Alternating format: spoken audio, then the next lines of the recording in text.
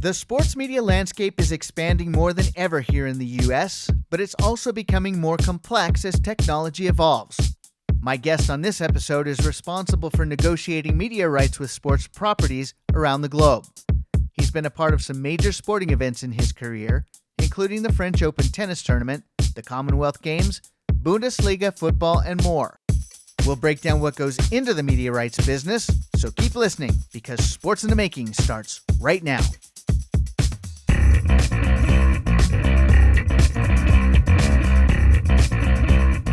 Thank you so much for joining me on the Sports in the Making podcast, where we find out about the people who work in sports and sports broadcasting, find out what they do, and how sports comes together. I'm your host, Don Cardona, and this is episode 8. Now, before we get into this episode, I have to say that it's been a lot of fun bringing this podcast to you. I truly appreciate you listening to it, sharing it, and liking it.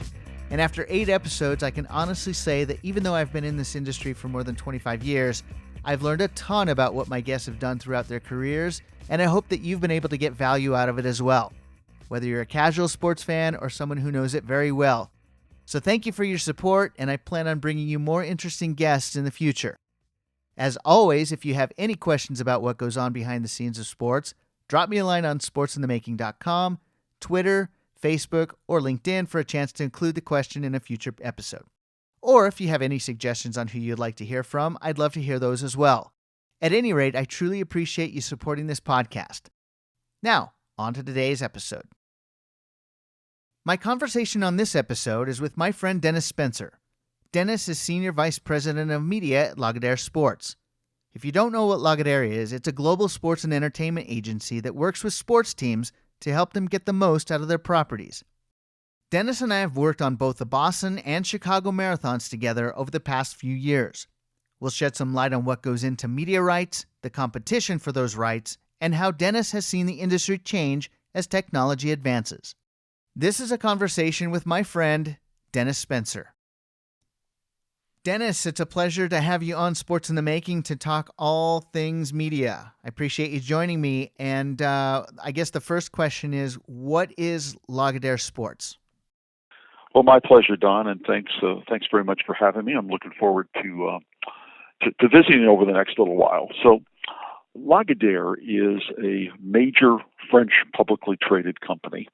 You know, it's about an $8 billion a year company. It's got 30,000 employees, and it basically operates in 4 different segments. Segment 1 would be Lagardere Publishing, and it's the number 2 publisher of books and ebooks and educational books around the world.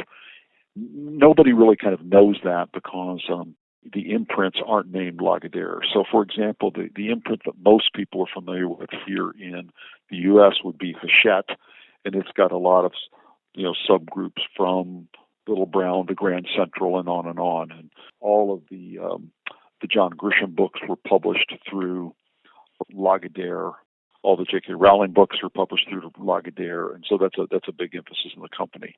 The second trough is what we call Lagardere Travel Retail, in which the company is very aggressive in both the duty-free at the airports and also the retail that goes in traffic that goes on in and around airports. So, for example, the relay newsstands that you see in many airports around the world are a Lagardere property. The third trough is what we call Lagardere Active, and that's the magazine business and the radio business in Europe and the television business. We have actually a television production group that falls under the Active group. That's the number 2 producer of primetime programming in all of France. Elle Magazine also is part of the Lagardere group, although that's sub-licensed in the U.S. to another group. And then that comes to Lagardere Sports and Entertainment, which is one of the leading agencies in sports around the world, probably one of the top 3 or 4 agencies, 1,600 employees focusing basically on sports in a number of different areas. Athlete management is one, marketing is another, running events is a third, consulting with corporations on their sports spend is 4th. We have a pretty aggressive digital business. And my role is in the media group, where I am in charge basically of North and South America for the sports group. Yeah, and it's interesting for me because when I went to ESPN International, that really exposed me to how global sports is and how much I did not know about how sports was put together throughout the world. And then a little bit later, I joined Universal Sports Network, where we would cover mostly Olympic type sports. And that's how we met in 2013 at the Boston Marathon. Right. And having gotten to know you over the last couple of years, I realized how expansive your role really is at Lagardere. So tell me what kinds of things you work on with Lagardere.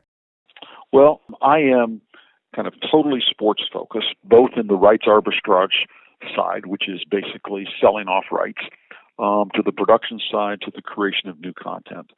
So just to give you a little bit of an example, 4 things I'm working on. One, we have the International Women's Handball World Championships going on in Tokyo.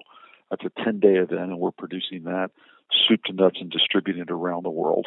Most people in the U.S. really, they might watch handball during the Olympics, but generally it's kind of nothing that anybody really pays that much attention to in this country.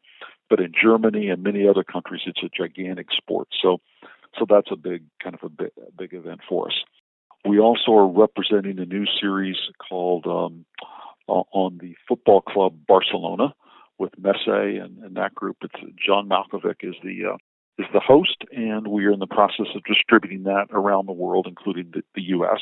And then we just are working on a new kind of really exciting project, which is most people, at least Don of my age, know the great dog sledding event called the Iditarod in Alaska, kind of the 3-week journey from Anchorage to Nome. Well, a group has come together and taken the 4 top dog sledding events in the world, one in Minnesota, one in Norway, one in Russia, followed by the Super Bowl of them all, the Iditarod, package them together, and we are helping them get distribution for those, online and around the world. So I'm really lucky in that it's kind of a wide variety of things that I'm able to do, from, as you said, the marathoning to tennis, and many other sports. For those kinds of properties, what's the process? How are those put together? Do you go after them? Do they come after you in seeking representation? It's really both. And what happens when you're in what I'll call the sports arbitrage business, which basically means representing somebody else's rights and trying to monetize those, it takes a lot of different forms. And one thing you do, if you do a good enough job in that, is you always put yourself out of business. So, for example, we were the first agent for the National Basketball Association, the NBA, representing them internationally. That's interesting. And I like to think, this is 30 years ago, I like to think we did a good enough job in building them internationally and generating revenue that we put ourselves out of business, because now, their international division in the NBA is a gigantic cash cow for them. And all you need to do is look at the rosters and see how basketball has grown around the world. And we were kind of the first ones helping the league with that and put ourselves out of business doing it. So the really high profile events, we're talking now the NFL, Major League Baseball, UEFA, World Cup, Olympics, those gigantic events have staff people that really handle that for them. Occasionally they'll use an agency in a specific territory, but generally they do that themselves. So for all the other sports events, it's both the agents like me pursuing the event to get the rights, or sometimes it's the events pursuing the agencies. A pretty frequent thing that happens is an event or a league will put out what they call an RFP, a request for proposal, and they will invite people to bid for their rights. And then we participate in those a lot, and we win some and we lose some. Yeah, how competitive is that? Well, it depends on the property. When you get, for example, let's take the Asian Football Confederation, which is all the soccer covering Asia, with their rights coming available again in 2021. They put out an RFP early in 2019. They had around 20 bidders originally, called it down to 10, then to 4, and before they finally decided on who they wanted to use. Over the course of a year, that process went on, and unfortunately, in this one, we weren't successful in capturing the rights, but we win our share, fortunately. Yeah. It's a very interesting field for me because on the production side, we're mostly responsible for executing it, but getting those rights and making sure that you have as many eyeballs on those sporting events as possible seems like a daunting task. Is it? It really is. And, part of what's hard is the event or the client that they all say, particularly when we're talking about, I guess, kind of third country rights or third party rights. By that I mean rights in countries not their own. So, for example, the Chicago Marathon, I'm talking about all the rights for all the countries outside the United States. Right. So what happens is the rights holders tend to say, what's really important to us is we want to build our brand. We want to become known because that will create more social media traffic, that will create more merchandise sales. We need more eyeballs on the event so that the sponsors will be happy, so that we can go get more sponsors. But at the end of the day, in my experience, it almost always comes down to money. That event would much rather have the money than the eyeballs. Yeah. But finding that balance, as you said, is very, very challenging. So with a property like Chicago Marathon, or even one that has even more tradition like the Boston Marathon, how tricky or complex is it to try and monetize something like that? Because one is high profile and one isn't. So how do they monetize it?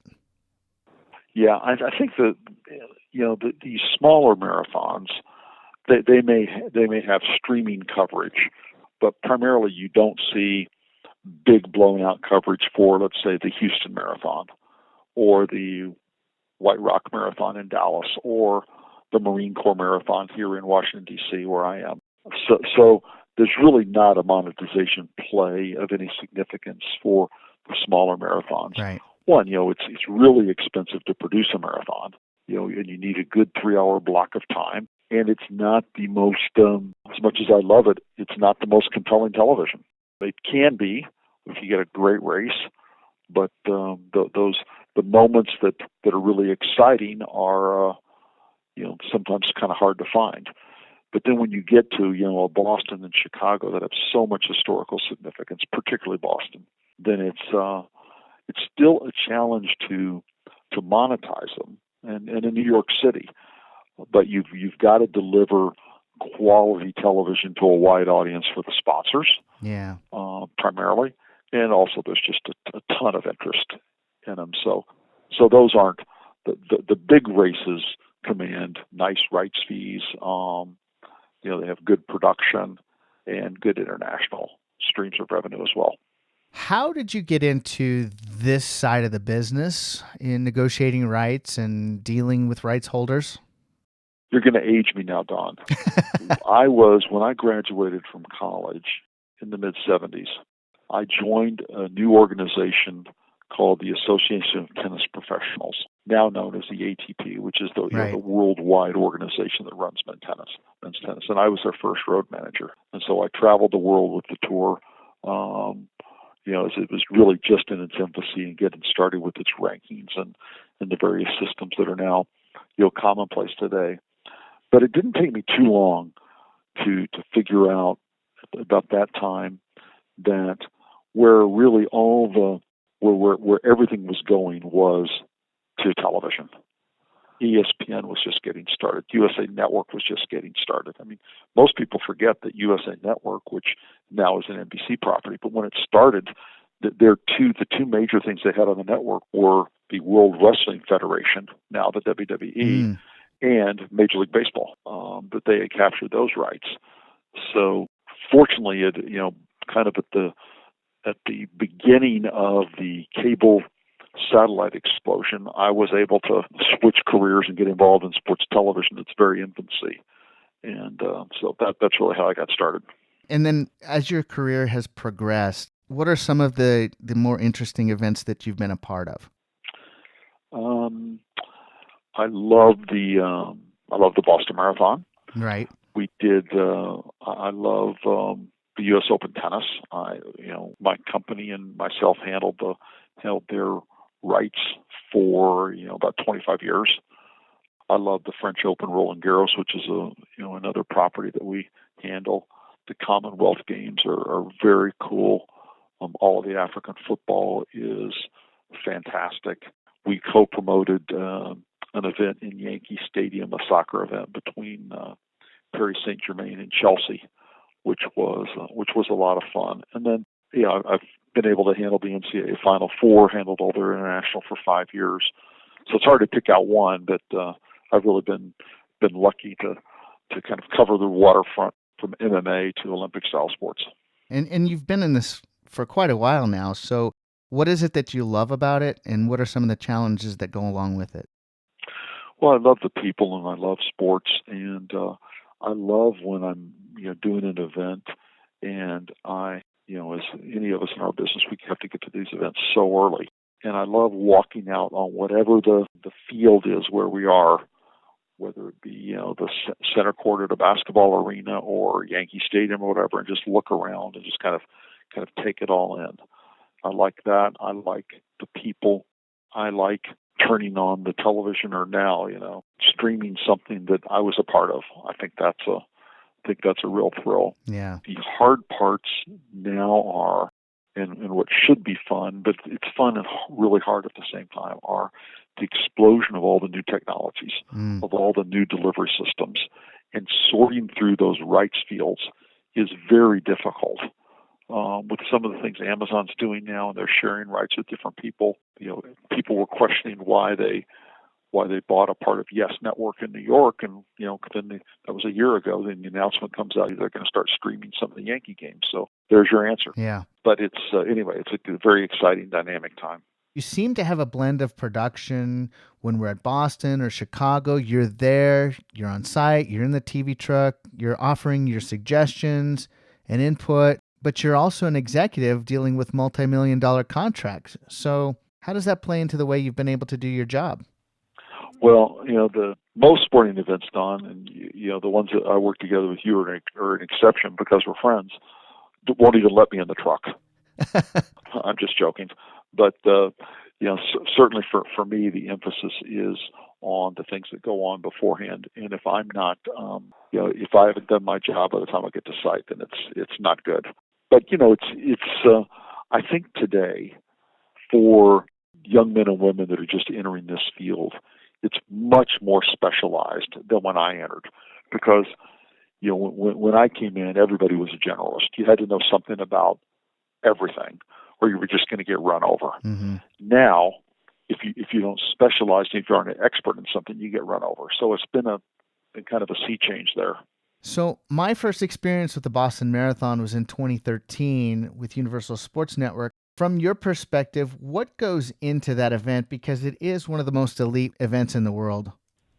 Well, the marathons are, particularly Boston, is a very complex situation. Mm-hmm. For all the big marathons, there are really three events if you stop and think about it. It's an unbelievably fun and happy local event. Right. It's an event of national significance because it's one of the top sporting events in the world. And it's an event of gigantic global significance because so many of the runners, in fact, usually all of the winners, are from other countries. Typically Kenya or Ethiopia. Exactly. So finding that balance in what we do is the real challenge. The production challenges of Boston are that it is a point-to-point race. So you've got to have coverage from the course over 26.2 miles. And it's through some tiny villages and towns in which there's not great transmission sites or paths. It's hard to bounce the signals around. In Boston, we fly two planes so the cameras can bounce up to the planes and bounce the signal back to the top of the adventure building and down to the truck, as opposed to New York, which is able to go mostly now cellular, since it's kind of a big loop. Right. In Chicago the same way. So those are the production challenges. Then you've got your for me, we have a local television agreement that has to be made and satisfied, a national television agreement, and then all the internationals. So Boston's kind of unique in that the local agreement is with the CBS affiliate, and then as you alluded to, Don, the national agreement is with NBC, and now it airs on NBC Sports Channel with re-airs on Olympic Channel. Yeah, and I think that's interesting for a lot of the people that I talk to because they don't know that there's multiple productions of the same event going out all over the world. You've got the world feed that's going to hundreds of countries, and it's being voiced in different languages around the world. Then you've got the locals that you have to take care of. And then on the national stage with NBC Sports, those are things that we cover specifically for our audience in the United States. Is there anything that you can tell our listeners that might not otherwise know what a world feed is or what it does? Well, the way viewers in various countries digest their sports is quite a bit different. So, for example, Don, the coverage that you do nationally for the Boston Marathon it's about the race and the national implications of the race, but it's also filled with features and stories to bring the content to life. It's the great backstories of some of the the wheelchair athletes. It's people running for their friends. It's the whole charity aspect, which you guys do such a great job of bringing to life. The World Feed has a different set of announcers in the U.S. because we always have to provide, no matter what sport you are, you have to provide an English language soundtrack. Right. So we have announcers doing that, and that's focused primarily on the elite races in the four major areas, the men's and women's wheelchair, and then the men's and women's elite races. And then, as you said, sometimes you'll have announcers from other countries on site, but the marathons, particularly Boston, since if you're on site announcing, you're still going to be getting the story of the race via the television pictures for all but the last half a mile because you can't see it because they're so far away. Mm-hmm. So what happens now is we have both in Eurosport. They have little audio booths for the various countries, and they just have announcers sitting in the booths, lined up, listening, watching the race, and listening to what our announcers say, and translated and adding color of their own. And that's pretty common now in most international feeds. Yeah, and it's becoming more cost effective to not have to send people and worry about travel and those kinds of things. So I think that's the trend in sports in general is things are becoming more and more efficient in the way that TV production is done to save money. You look at, when you walk into the television compounds of most what I'll call mid-level events, meaning not the college football playoffs, and where you used to see, 2 or 3 gigantic television trucks, you might now just see, 1 or 2 vans, mm-hmm. A van with 4 or 5 people in it that takes the pictures in, and then a van for the uplink. Yeah. So speaking of Boston 2013, we had the unfortunate experience of being there on one of the bigger tragedies that happened. Where were you when that happened? We were off the air on the World Feed. The local CBS affiliate was still on the air, and of course, you guys were off the air and having a little break, getting ready for your post-race show. I had gone over to the official hotel of the Boston Marathon, which was about 3 blocks from the finish line, and was down in the basement with the BAA executives, and having a little post meeting before we went back up to see the rest of the 26,000 runner field finish, and then prepare for the next things on the awards ceremony. So I didn't even know what happened until I was up and heading back to the finish line. On the other hand, my wife, who was there with me with one of her friends, who was the wife of one of the Boston Bruins hockey coaches, were sitting at the finish line and waiting for a friend. The friend crossed the line. They left and got right just down the street when the first bomb exploded.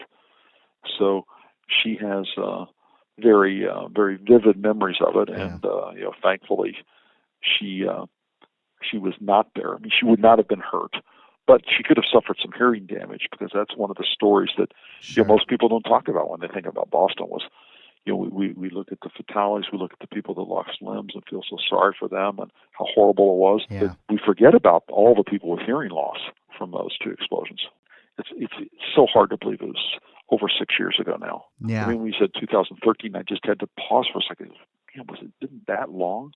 Because it's still so fresh, at least in the memories and in the minds. I know, like of you, Don, and me, the people that were there, and certainly it's always in the minds of the BAA, and we're just careful in everything we do. Security's beefed up extraordinarily. Right. But, the one thing that's also a real joy is working with organizations like the Boston Athletic Association that are nonprofit, that have a specific mission. And while certainly the revenue is important to them, it's important to them not so they all get bonuses, but so they can fulfill their mission and can really spread health and running and fitness in that part of the country. Yeah. And that makes it a lot more fun. And that makes working with a group like the Boston Athletic Association just so rewarding.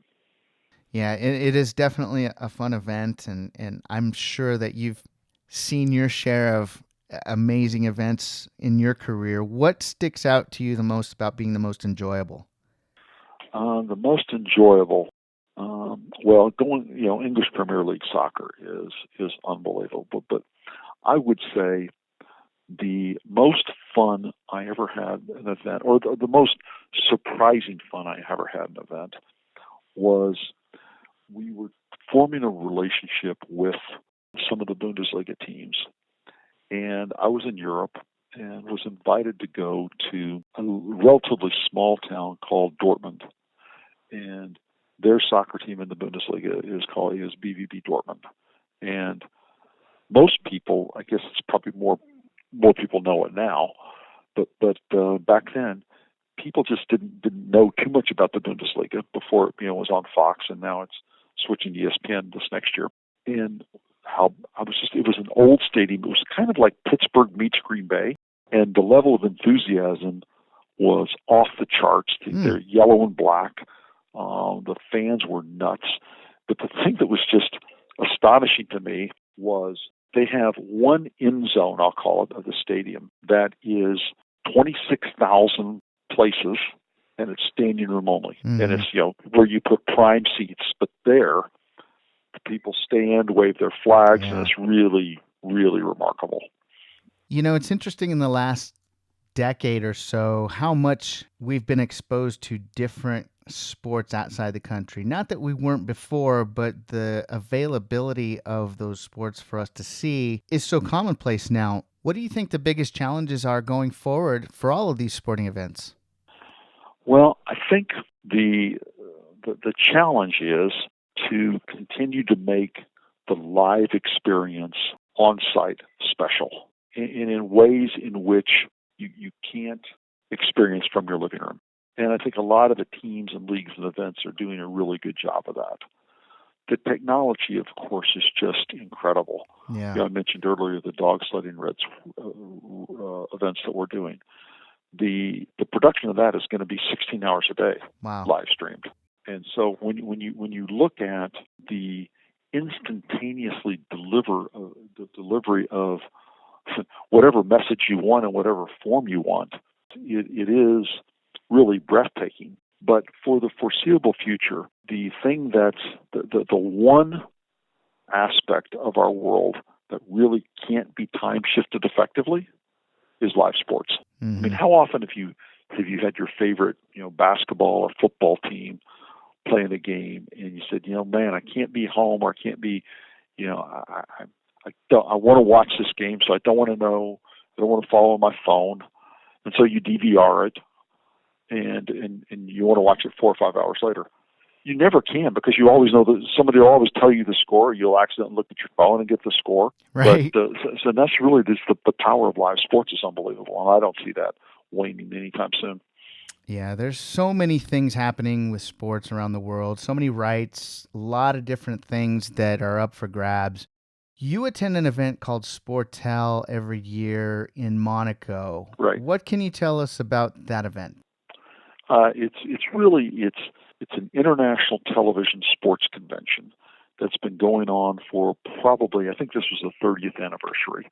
It happens every year in Monaco, and it's really where the sports world, the sports media world gathers to meet, exchange ideas, and buy and sell rights. It's great for rights sellers and for organizations because almost every TV network in the world is represented there. So as opposed to, wow, I got to fly to Malaysia to meet with this network, or I really need to be in Indonesia for this network. Mm-hmm. It's you can make one trip and hit about 90% of the people that you need to meet with. So that's really good. And are rights negotiated there, or is it more of an initial meeting?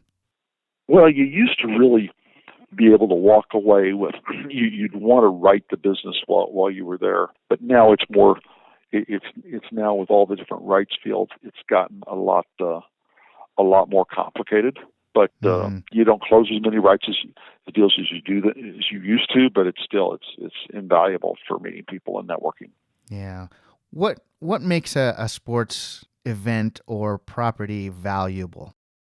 I think the audience, the fan base for the traditional U.S. TV model is certainly how many eyeballs are going to watch it, which dictates how much advertising you can sell or how many subscriptions you can sell if you're a pay service. I think those will probably be the main drivers in the traditional television world. I think as we've gone more and more into, as the focus is narrowed on what people like, so has the dependency on that. You want people that are engaged, even if the audience isn't big. You're trying to hit a specific demo or specific age, specific audience, and that's driving it a lot more now. What would you like sports fans to know about the international landscape and how it impacts the sporting world? That's a very interesting question, Don, because there are, as the world continues to shrink, I'm wondering if we're even going to be using that phrase in a few years. Mm-hmm. For example, you turn on NBC on a Saturday morning and all you see is the English Premier League. Sometimes you look on in the afternoon and all you see is rugby. The Premier League rugby. Certainly the Olympic Games, and the way that soccer has just taken off and is kind of moving into a dominant position in the airways, whether it be the MLS or La Liga or the Bundesliga or Serie A. We'll always have sports that are uniquely indigenous to that particular country, whether it be curling in Canada, handball in Germany, cricket in the kind of the British Commonwealth, led by India and Sri Lanka and Pakistan. Yeah, rugby too. And rugby for sure. Yeah. So I think it's the sports fans will get to be introduced to a lot of sports that they may not be that familiar with, that are even non-Olympic. Although now that rugby sevens is in the Olympics, we'll have a chance to see that. It's an exciting time. And we're just talking domestic interest in sports, right? The U.S. sports have, correct me if I'm wrong, traditionally been exported to other countries, and was that the model to begin with, and now it's just being reversed?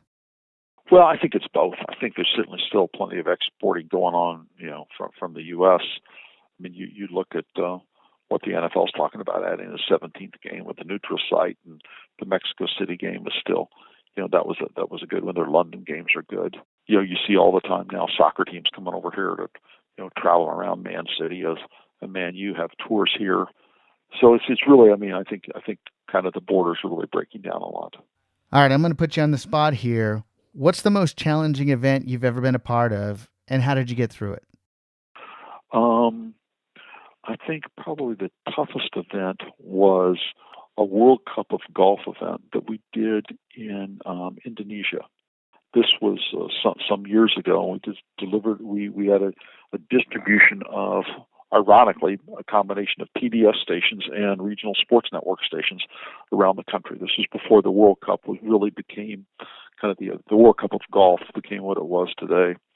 And it was hard because we used a number of folks, native Indonesians, that we wanted to do, but the language was really a problem. The level of skill was a problem. But then just how hard it was. We had to have a police escort from the hotel to the golf course, and it was eye-opening for me because that was the first time I'd really been exposed to abject poverty. So so beyond being just socially just stunned, technically challenged, the right on the equator, none of us had really prepared for that. And so most of the crew ended up with some kind of heat stroke. And you didn't know how to, and this was some years ago, so the finding drinking water was also a challenge, and a number of people got sick from the water.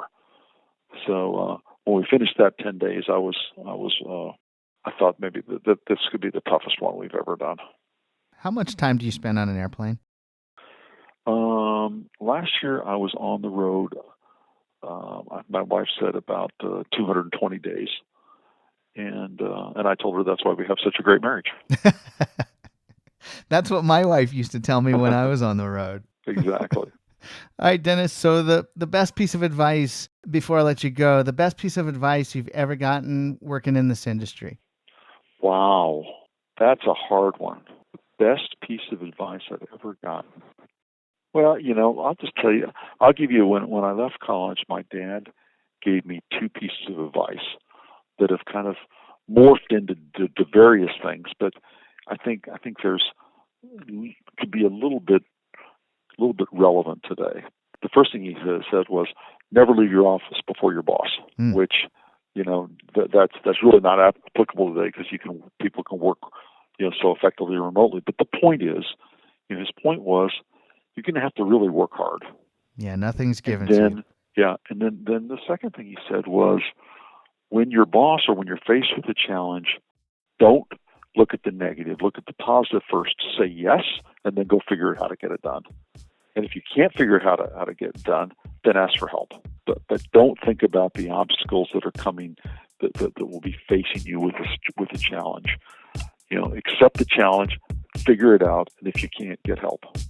I always enjoy hearing advice, even the older that I get. So I appreciate that. And I appreciate you coming on the show today. It's been a lot of fun. It's been interesting learning about your world and trying to explain to sports fans maybe a different side they haven't seen before. So thank you.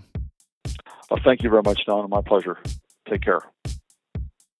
All right, that was Dennis Spencer, Senior Vice President of Media at Lagardere Sports. Dennis has seen a lot of international sporting events during his career, and it's always great to work with him on the events that we've both been a part of. Every time I've worked with him, he's always been engaged in the production side of the event while somehow managing to juggle multiple sports at once and traveling all over the world to help bring sporting events to the sports fan. He's another one of the good guys in this crazy production world. Coming up on the next Sports in the Making podcast, I'll talk with sports production executive and coordinating producer Dean Walker about what it takes to launch a sports network, how Olympic sports production happens, and what his responsibilities were as Senior Vice President of Production with Universal Sports Network.